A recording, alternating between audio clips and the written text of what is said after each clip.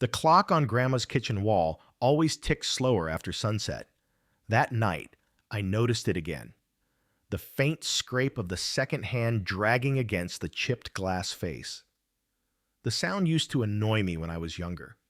Now, it was all I could hear while I sat alone in her empty house, the key resting on the table between my hands. It was small, brass, and worn at the teeth, wrapped in a piece of white thread, like she'd meant to tie it to something. The box it came in still sat open beside my coffee cup. No note inside, just the key. When Grandma was still alive, she had this way of saying things that never sounded important until months later. She'd hand me a pie and slip in something cryptic like, "You'll know when it's time." Back then, I'd laugh it off. She was 89 and sharp enough to beat me at cards, but she liked pretending she was some kind of mystic. Now, a week after her funeral, I wasn't laughing. The house smelled like her perfume, lavender and lemon polish, and the faintest hint of smoke from the wood stove she never quite shut right. My mother had wanted to sell the place immediately, but I couldn't bring myself to leave yet. Grandma had raised me more than either of my parents ever did. I figured I owed her at least a few quiet nights before handing over the keys. Except now, I had this key, and I had no idea what door it belonged to. The logical part of me said it was sentimental, maybe something from her jewelry box or the shed, but there was something about the way she'd said that line the last time we spoke. It was in the hospital, a few hours before she slipped away. She'd been half asleep, her voice thin but steady. "Eli," she whispered, "there's a box in the cedar chest. Take it home. You'll know when it's time." That was it. No follow-up, no wink, no explanation. I didn't ask questions. You don't. When someone you love is that close to the end, you just nod and hold their hand and hope they're not speaking in riddles. But Grandma was always better at goodbyes than the rest of us. I rubbed the key between my fingers, feeling the tiny dents along the edges. Brass left a faint metallic scent on my skin. It looked old, maybe even handmade. Not like the modern padlock kind, more like something from a diary or a safe deposit box, the kind of thing that hides stories. I stood up and glanced around the house. Every corner held a memory. Her floral apron hanging on the back of the pantry door, the hummingbird magnets on the fridge, the Afghan she crocheted draped over her recliner. The last few nights, I'd tried sleeping in her bed, but it felt wrong.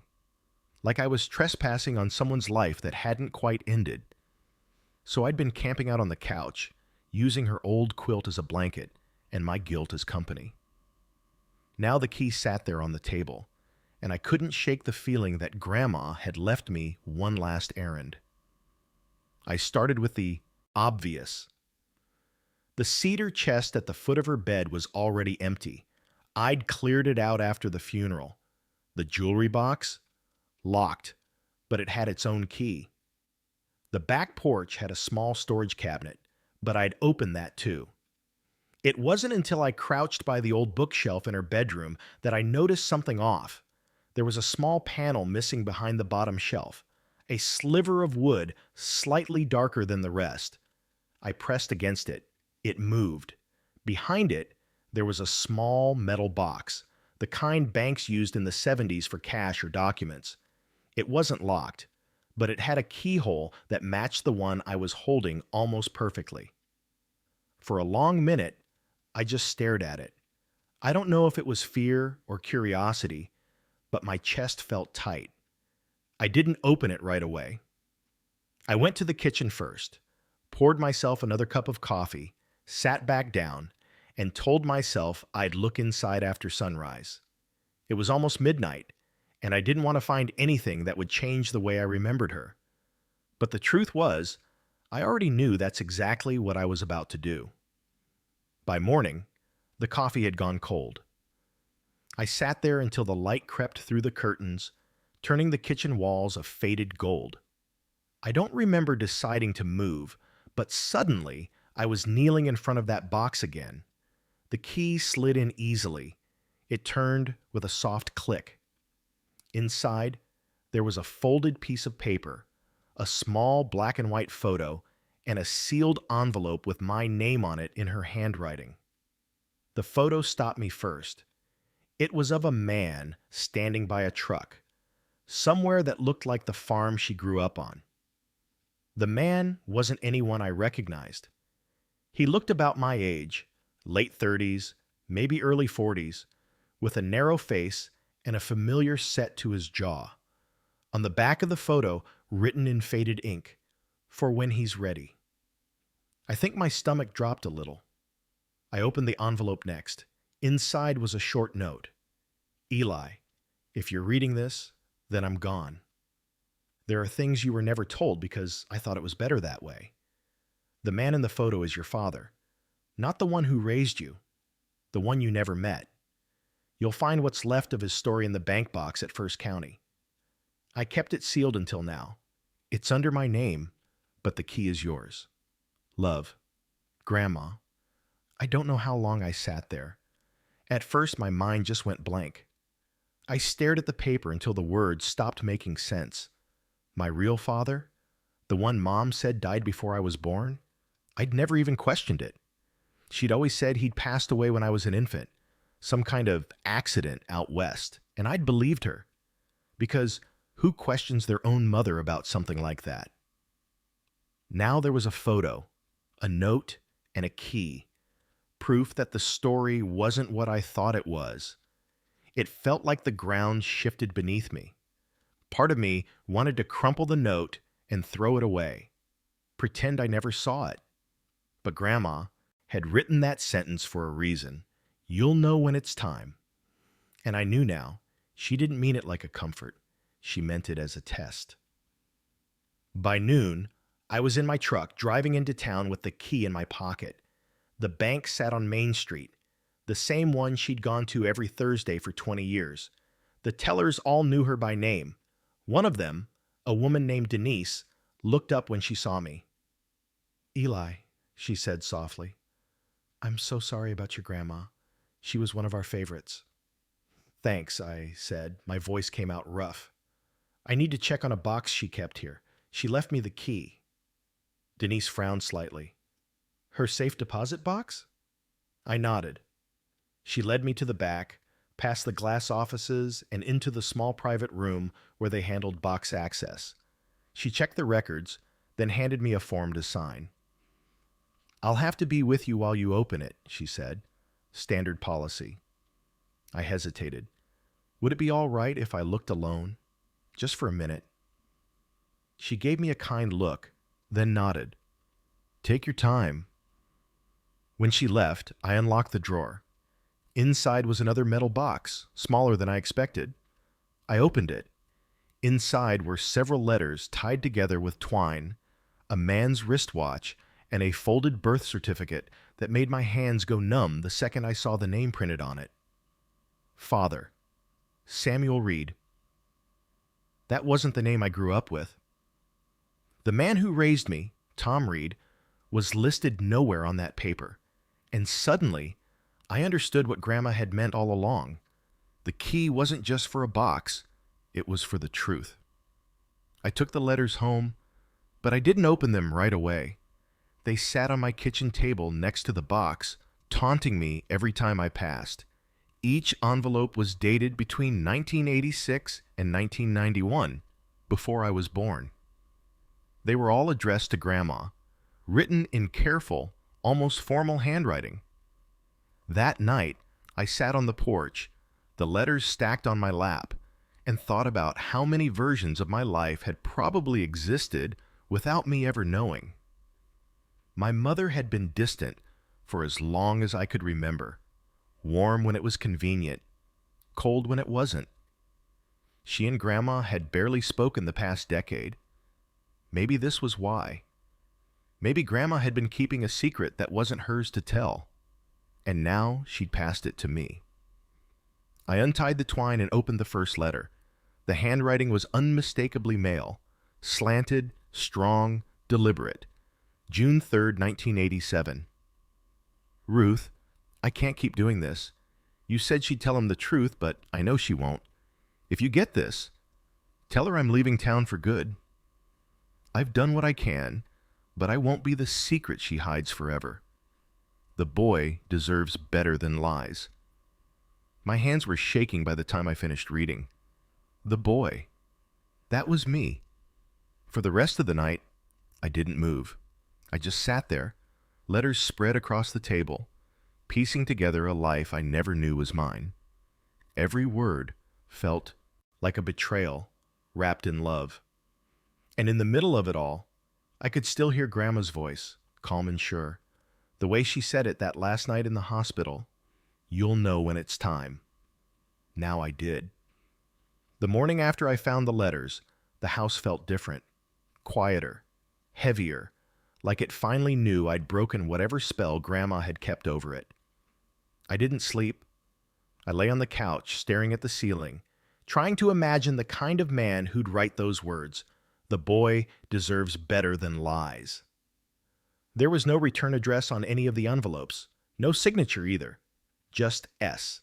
Still, the letter spoke like someone who had loved deeply and been pushed away. By sunrise, I'd read all 7 of them. Each one filled in a little more of the gap between what I'd been told and what had actually happened. The story they told was simple and devastating. My mother, Claire, had met a man named Samuel Reed when she was 20. They'd lived together for a while. Then she got pregnant. He wanted to marry her. She refused. My grandmother didn't approve of him, or maybe she did. It wasn't clear. But something happened that made him leave. And somewhere along the way, Mom married another man, Tom Reed, the name I'd carried all my life. The first thing that hit me wasn't anger. It was grief. For years, I'd felt a quiet distance from my mother, like she was watching a movie of my life instead of living it with me. Now, I wondered if guilt had been sitting between us all along. By mid-morning, I went out back and lit a fire in the old burn barrel. I didn't burn the letters. I couldn't. But I needed to see something turn to ash. So I grabbed the pile of old junk mail that had been sitting on the counter for months and fed it to the flames. The sound of the paper catching, that quick rush of air, was louder than I expected. For a second, I imagined Grandma standing there beside me, her hands clasped behind her back, watching the fire like she used to. She'd never say much during moments like that, just let silence do the talking. But this time, the silence pressed too hard. I went back inside and picked up the old rotary phone on her wall, the one that still had a cord that tangled every time you turned. I dialed my mother's number. She answered on the 3rd ring. "Hey, Mom, it's me." "Eli," she said softly. "You okay?" There was something cautious in her tone, like she already knew why I was calling. "I found something," I said. "At Grandma's, in her room." A pause. Then, "She had no right." That sentence hit me harder than I expected. "No right to what?" I asked. "To tell you." I gripped the phone tighter. "Tell me what exactly? That Dad isn't my real father? That she's been holding on to letters from a man who was?" Her breath caught, just once, then nothing. "Mom," I said quietly, "you knew." She sighed. "I was going to tell you someday, but your grandmother didn't understand boundaries." "Boundaries?" I repeated. "You lied to me my whole life. That's not fair, Eli." "Fair?" I laughed, but it came out flat. "What's fair about finding out who my father was through a note hidden in a wall?" She didn't answer right away. When she did, her voice had softened. "I didn't want you to think badly of him." "Then why hide him?" "Because he left." Her tone sharpened on that word. "He walked away, Eli. You were 2 months old. I begged him to stay, and he packed a bag and disappeared. Your grandmother wanted to believe he'd come back, but I knew better, so I moved on. Tom adopted you, and that was that." I didn't know what to say. I wanted to ask her 100 questions, but all that came out was, "He wrote to you. He didn't disappear. I've seen the letters." Silence. Then, "You shouldn't have read those. They were addressed to Grandma, not you." Another pause, longer this time. I could almost hear her thinking. Finally, she said, "Then you know he didn't want you. He wanted to be right. He always did." Her voice cracked just slightly on the last word, and it threw me off balance. "I don't know what to believe it," I said. "Then maybe stop digging," she whispered. "Some things don't make sense because they were never meant to." And then she hung up. The click echoed in my ear for a long time. I stayed in that kitchen for another hour, listening to the fridge hum and the wind hit the screen door. I thought about all the times Grandma had defended my mother in small ways. When I'd complained that Mom forgot my birthday or missed a graduation, she'd just smile and say, "Your mother has her reasons, sweetheart." I used to think she was just being kind. Now, I wasn't so sure. Around noon, I drove into town again. I needed air, or maybe I just needed to see faces that weren't mine reflected in every window. First County Bank sat across from the library, and next to it was a diner that hadn't changed since the 90s. I used to come here with Grandma every Sunday after church. She'd order pie, and I'd get pancakes no matter the time of day. The waitress, a woman named June, still worked there. When she saw me, she smiled the same smile she'd had since I was a kid. "Eli Reed," she said, sliding a menu onto the counter. "Haven't seen you since before your grandma got sick." I nodded. "Yeah, it's been a while." "I'm sorry for your loss, honey. She was a good one." "She was," I said, and I meant it. I ordered black coffee and a grilled cheese, because that's what I always ordered when I didn't know what else to do. June leaned her elbows on the counter. "How you holding up?" "I'm fine," I lied. She studied me for a second, then said quietly, "You look like her, you know, around the eyes." That almost broke me. I looked down at my plate when it came, pretending to be hungry. When I finally glanced up, there was an older man sitting 2 stools down, looking at me like he'd just seen a ghost. His hat was pulled low, and his face was weathered, but his eyes were the same pale gray I'd seen in the photograph from the box. My stomach turned.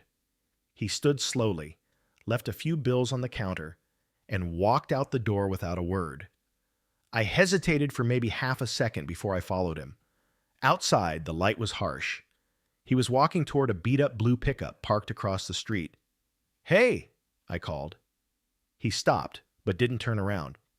"Samuel," I said, testing the name out loud for the first time in my life. He froze.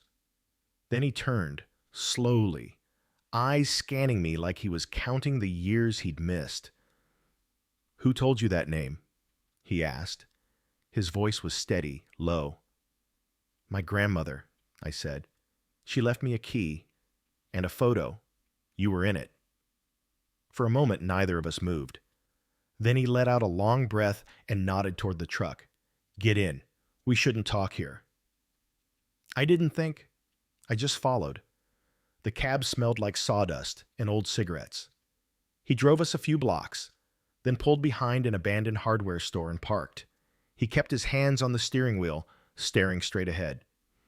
"So," he said finally, "she told you." "Not everything. She never did." I waited. When he finally looked at me, his eyes softened. "You look like your mother when she was your age, except you've got Ruth's stubborn jaw." It felt like I'd swallowed a stone. "Why did you leave?" I asked. He laughed, but it wasn't a happy sound. "Because she told me to. Said you'd have a better life without me. Said I'd ruin things." "And you believed her?" "I believed her mother more," he said quietly. "Ruth told me to walk away. Said she'd take care of you both. She said Claire needed a clean slate." I stared at him. "So you left because Grandma told you to?" He nodded once. "It was the hardest thing I ever did." The words hung there, heavy and unfixable. I don't know how long we sat there. Maybe 5 minutes, maybe 20. He told me he'd tried to come back once, when I was 5. Drove by the house, saw another man playing catch with me in the yard. He said he parked half a block away and watched for a while. I figured you didn't need me anymore, he said. I wanted to be angry. I wanted to shout that he'd had a choice. But the truth was, his voice didn't sound like a man making excuses. It sounded like someone still paying for a mistake he couldn't undo. When he reached into his glove compartment and pulled out a small wooden box, I flinched without meaning to. He slid it across to me. She left this with me years ago. Said when you came looking, it'd be time. Inside the box was another key. Silver this, Time, and a folded slip of paper with an address. I opened it and read it out loud. 17 Millstone Road. He nodded. Your grandmother's old storage unit. What's in there? He looked out the window. Answers. Maybe more questions. Depends how much truth you can handle. I didn't ask for details. We sat for another few minutes, then I stepped out of the truck, the box in my hand. He didn't try to stop me. Before I closed the door, he said, for what it's worth, I never stopped checking in. I just stopped being seen. When I turned around, he was already pulling out of the lot. The blue pickup disappeared around the corner, leaving only the smell of gasoline and the sound of my heartbeat.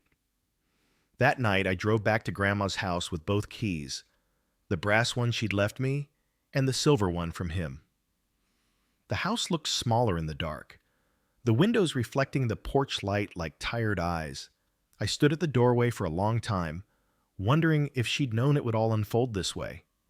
If she'd planned it so I'd find him, just when I was ready. The brass key had unlocked her truth. The silver one, I suspected, would unlock mine. I drove out to the edge of town the next morning, where the roads get thinner and the trees start leaning close enough to scrape your side mirror. Millstone Road wasn't much of a road anymore. It was gravel, more potholes than ground. The air smelled like rain and wet bark, and every few seconds, my tires hit puddles deep enough to send a spray across the windshield. The address from the paper, 17 Millstone, was scrawled in Grandma's handwriting, steady but aged. I'd seen it on every Christmas card she ever sent. That was the part that caught me most. She'd been planning this for years, and yet she never said a word. The storage facility sat behind an old lumber yard, half hidden by overgrown weeds and a sagging fence. It didn't even look open. The sign out front had lost its paint. The gate creaked when I pushed it, like it hadn't been moved in a decade.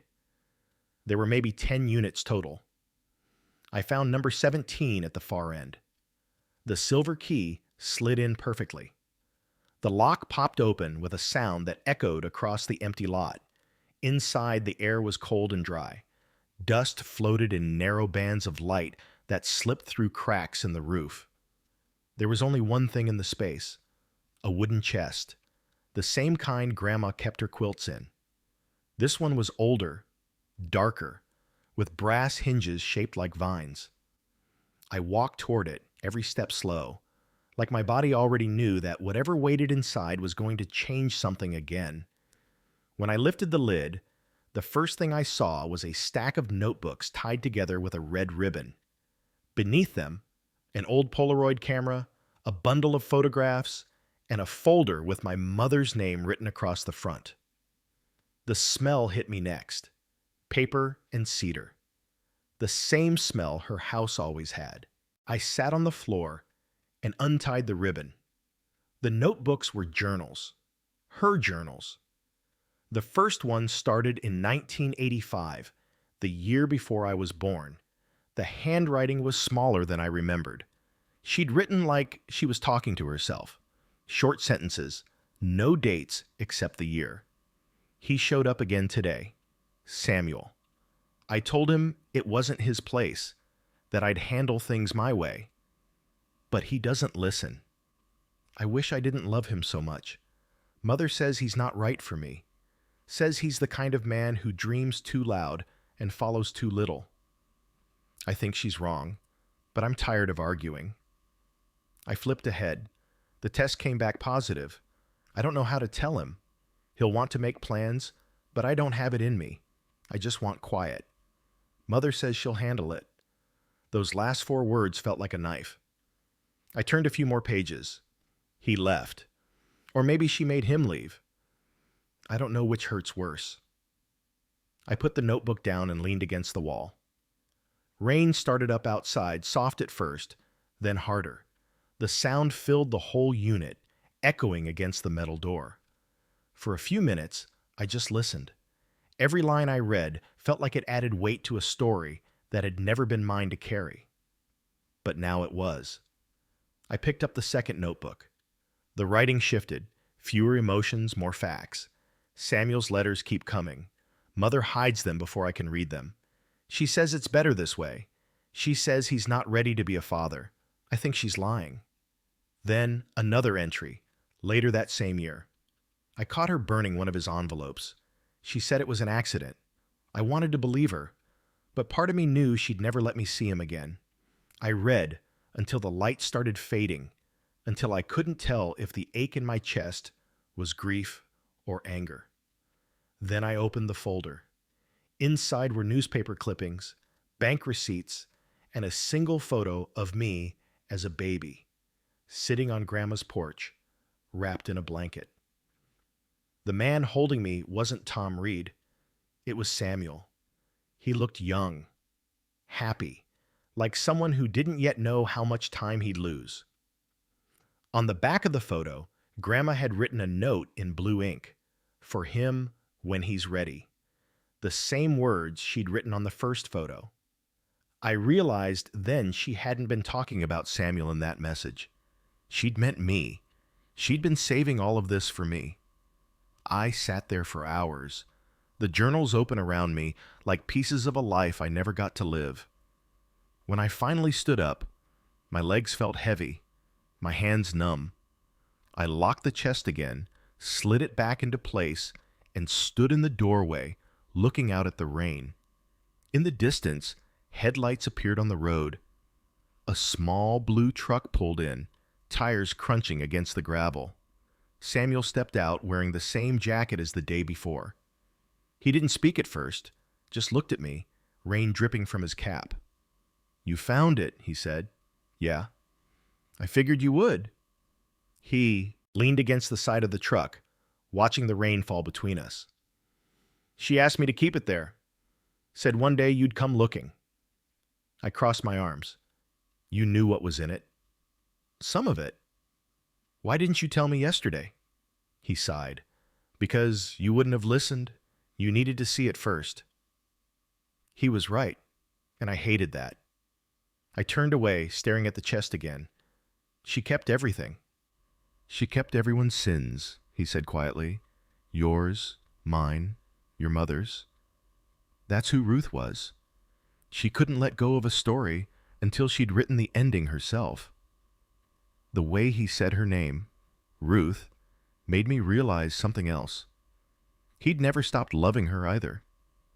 We stood there for a while, both of us too proud or too scared to break the silence. Finally, he pulled a cigarette from his pocket, but didn't light it.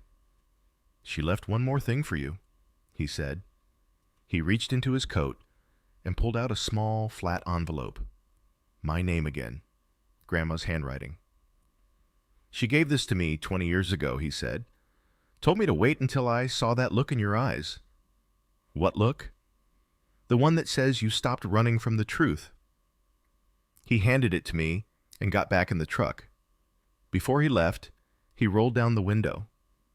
"You deserved better than all this," he said, "but at least now you know who you come from." Then he drove away, leaving me alone with the rain and the envelope. I didn't open it right away. I stood there, wet and tired, the paper soft in my hand. The rain started to fade, and the air smelled like wet cedar. Somewhere nearby, a crow cawed, sharp, impatient. When I finally tore it open, there was a single sheet of paper inside, It wasn't a letter. It was a map, drawn by hand. It showed the back fields behind Grandma's property, the ones that led down to the creek, where the old apple trees still stood. A small X was marked near the edge of the woods. At the bottom, in her handwriting, were 4 words, "For when you're ready." I folded it carefully and slipped it into my jacket pocket. I didn't know what she wanted me to find out there, but I knew this wasn't over yet. Not even close. By the time I got back to Grandma's house, night had fallen hard over the valley. The power was still on, but I didn't bother with the lights. The place looked softer in the dark. Familiar. Safe. In a way that felt dishonest now. I laid the map out on the kitchen table, the edges curled upward from age, the ink fading near the creases. The hand-drawn X sat near a small bend in the creek, right where the apple trees began to thin out into the woods. I could almost see it in my mind. The smell of wet bark, the sound of water cutting through the rocks. I'd played there as a kid. Grandma would sit on the porch, watching from afar, her eyes always on me but never intruding. It made sense now. She wasn't just keeping an eye on me. She was guarding something. I grabbed a flashlight, a jacket, and an old shovel from the shed. The ground was slick from rain, the air heavy with that earthy smell that always comes before another storm. I followed the overgrown path behind the house, the one I hadn't walked in years. Halfway down the trail, the beam from the flashlight caught bits of rust, an old swing set still half standing. I remembered her pushing me on it once, her hand steady on my back, telling me, "Don't lean too far. Balance is everything." Back then, I thought she meant it literally. Now, it sounded like she'd been giving me a warning for the rest of my life. When I reached the creek, the rain had started again, light but persistent. The water was higher than usual, moving fast enough to carry branches downstream. I stood under the trees and checked the map again. The X wasn't far, maybe 10 yards from the old fence line that marked the edge of her property. The ground was soft, spongy beneath my boots. I pressed the shovel in, the metal sinking easily. Every slice of dirt released that smell of rain and roots. A few inches down, the shovel hit something solid. I knelt, brushed away the wet soil, and saw the corner of a wooden box. It wasn't large, maybe the size of a toolbox. The wood was dark and water-stained, but the brass latch still gleamed faintly when the light hit it. For a second, I just stared at it. My pulse was in my ears. The latch wasn't locked. When I flipped it open, the lid creaked like it had been waiting years to breathe. Inside was a sealed envelope wrapped in plastic, a bundle of old photographs, and a manila folder marked "For Eli." I sat back on my heels, the rain hitting my jacket, and let the sound of it calm me before I touched anything. Then I pulled out the envelope first. The paper inside was brittle, handwritten in blue ink. Grandma's handwriting again, steady, certain. "Eli, if you found this, then I know you've spoken to him. I trust you've heard enough from both sides to understand why I did what I did. There was no good choice, only the one that would hurt least. I didn't keep these secrets because I enjoyed holding them. I kept them because your mother was breaking, and Samuel wasn't ready to fix her. Someone had to protect the child in the middle of it all. That child was you. You were never meant to carry this burden. But if you're reading this, then you're grown enough to see that love doesn't always look fair. Sometimes it looks like absence. Sometimes it looks like silence. And sometimes it looks like a lie told in mercy. The folder holds the truth that neither of them could face. What you do with it is your choice now. But remember this, every secret I buried, I did to save something of you. Love, Grandma." I didn't move for a long time. Rain slid down my face, cold and clean. The light from my flashlight caught small streaks of silver in the water running beside me. When I finally reached for the folder, my hands were shaking. Inside were hospital records, birth certificates, court documents, letters, this time official, typed. The first one was from a county hospital dated 1986. It listed my mother's name, my date of birth, and another line below it. Father, unknown. I flipped to the next page. A second document, a few months later, filed by a local attorney. Petition for guardianship. Ruth Anderson requesting temporary custody of infant Eli Reed on grounds of maternal instability. I had to read that line 3 times before it made sense. Grandma had taken me from my mother. Legally. Temporarily, maybe, but she'd done it. The next page was a handwritten note from a social worker describing maternal exhaustion, unfit home environment, and ongoing tension with the biological father. I felt sick. For years, I'd thought my mother had chosen distance. Now I realized part of it had been forced. And Grandma, kind, careful, perfect Grandma, had been the one who made that decision. I went through every paper in that folder until the rain started soaking the pages. My flashlight flickered once, then died. I didn't care. I sat there in the dark, holding my history in my lap, trying to reconcile the woman who tucked me in every night with the one who filed legal papers behind closed doors. Somewhere out in the trees, thunder rolled, and I finally said it out loud, to no one and to everyone. Why didn't you just tell me? My voice cracked in the rain. Maybe she'd known I wasn't ready until now. Maybe she was right. But knowing the reason didn't make it easier to swallow. I carried the box back to the house. By the time I reached the porch, I was drenched. I left the shovel by the steps and walked straight into the kitchen, dripping mud onto the floor. I spread everything out on the table. The map, the papers, the envelope, the photos. There was one picture that stopped me cold. It was me, maybe 3 years old, standing between Grandma and Samuel. He had one hand on my shoulder, smiling like he'd been allowed to come home. She stood behind me, one arm crossed over her chest. But Mom wasn't in the picture. On the back, written in Grandma's looping script, his first visit. We tried to do right. That's when it hit me. She hadn't been keeping him away forever. She'd tried to make peace once. Maybe it just hadn't lasted. I must have stayed up until dawn. I didn't even notice when the rain stopped. The house creaked. The fridge hummed. The clock ticked past hours that no longer mattered. When the sun finally broke through, I looked at the mess on the table and realized I couldn't leave it like that. So I started organizing everything. The letters, the records, the photos, into piles. My hands worked automatically, while my mind went somewhere quieter. Each paper, each photo, was a different version of the truth. My mother's silence, my father's absence, my grandmother's control. And in the middle of all of it, me. The boy they all tried to protect in their own ways. By mid-morning, I picked up the phone again. My fingers hesitated over the buttons, but I dialed anyway. Mom answered on the second ring.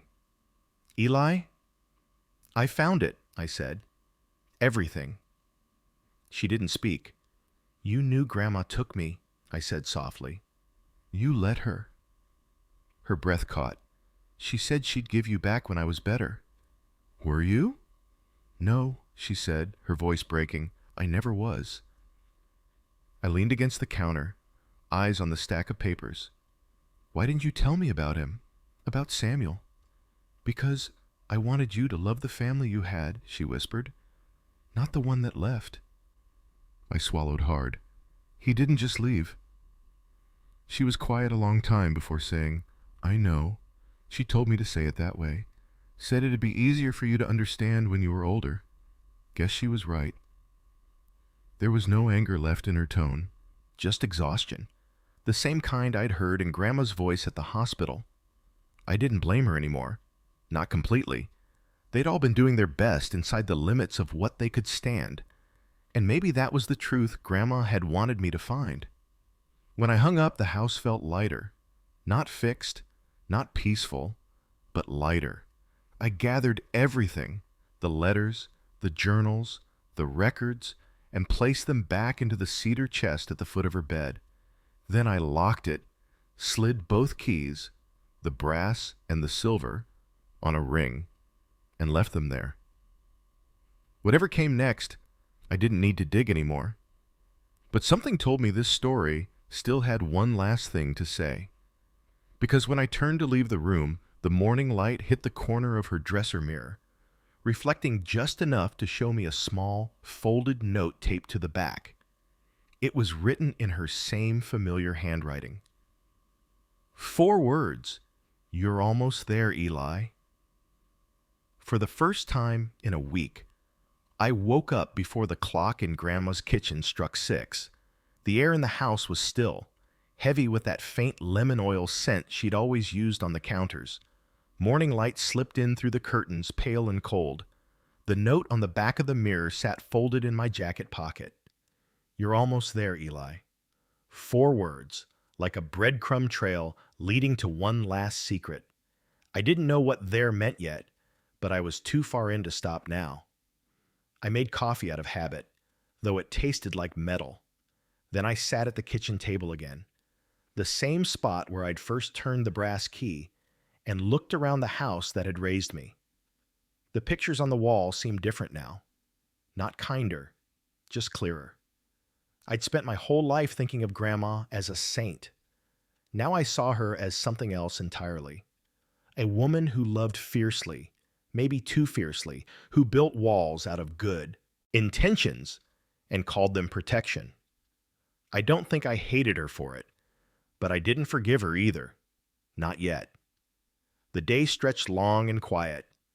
I went through her dresser drawers, her sewing box, the stack of unopened mail she'd kept tucked beside the phone. Every little thing felt deliberate now, like she'd left it there for a reason. Then, behind a row of old perfume bottles, I found a small key I hadn't noticed before. Brass again, but thinner, like it was meant for a desk drawer or a small box. Tied to it was a piece of string with a tag that read, "Back Porch." I walked outside, the morning air crisp against my skin. The porch creaked under my boots. Her rocking chair was still there, the one that used to lull me half to sleep on summer nights while she told stories about the past. Stories I now realized were half-truths, maybe less. There was a small cabinet built into the wall near the screen door, one I'd never thought twice about. When I tried the key, it turned easily.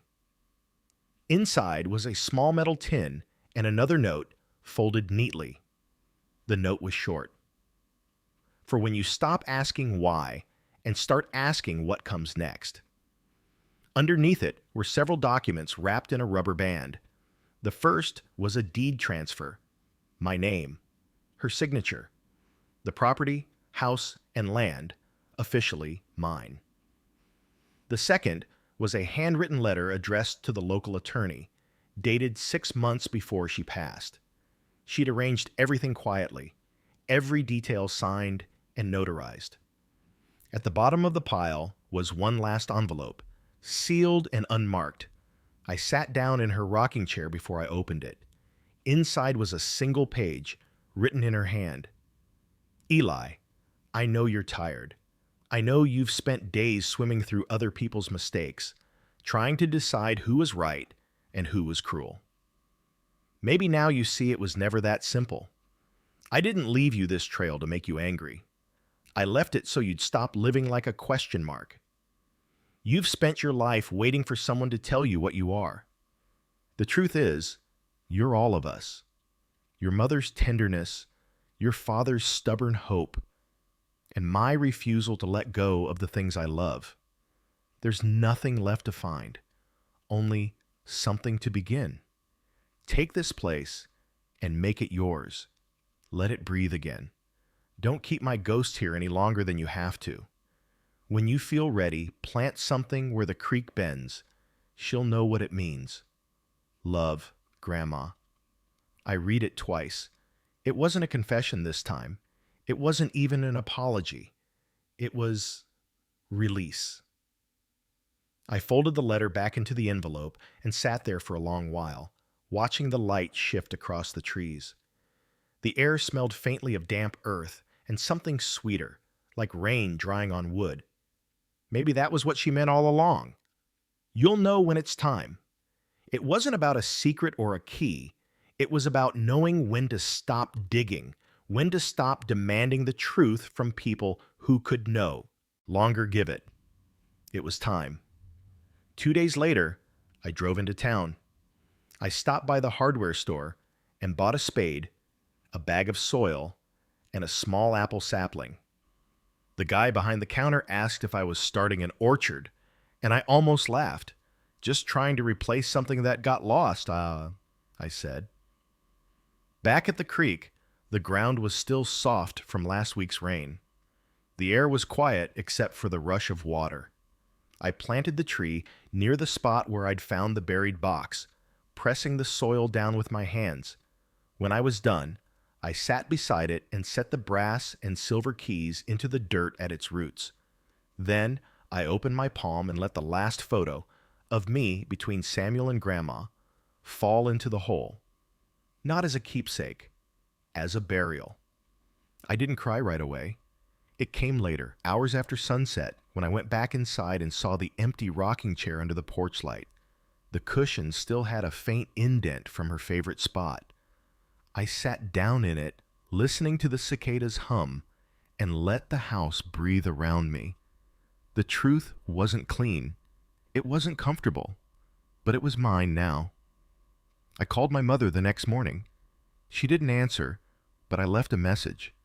I told her about the tree, told her she could visit any time, told her I forgave her, and that maybe Grandma had forgiven her too, in her own complicated way. That night, I dreamed of the creek. The water was calm, clear enough to see the stones at the bottom, and somewhere in the reflection, for just a moment, I could have sworn I saw Grandma sitting in her chair again, looking at me the way she always did, steady, unflinching, full of secrets and love in equal measure.